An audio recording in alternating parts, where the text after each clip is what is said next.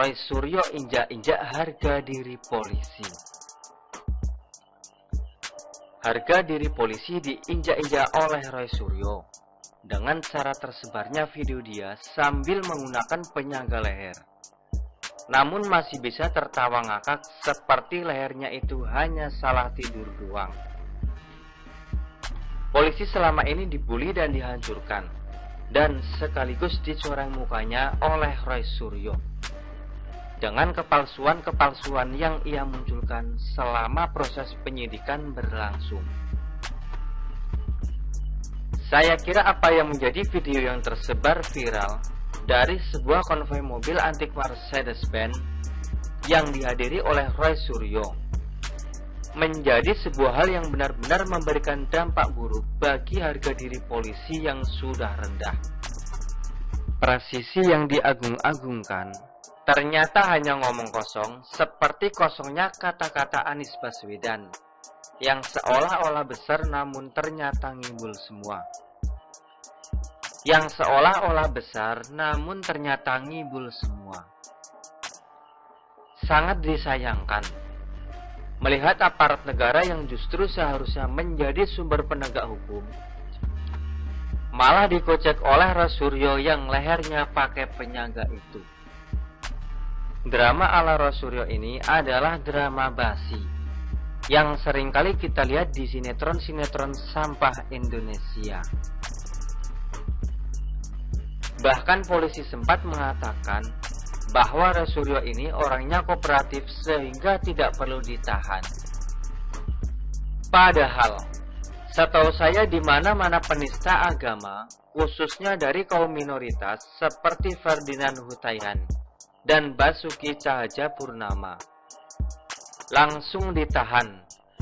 Rasa keadilan pun diinjak-injak oleh Roy Suryo yang videonya tersebar viral sambil tertawa ngakak di dalam komunitas mobil antik tersebut.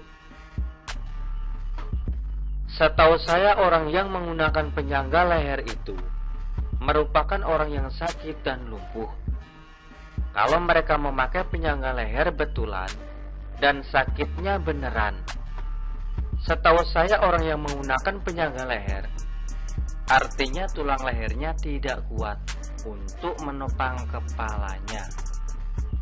Karena cedera yang mungkin terjadi oleh orang-orang tersebut yang menggunakan penyangga leher, maka tertawa sedikit pun seharusnya akan membuat Roy Suryo kesakitan.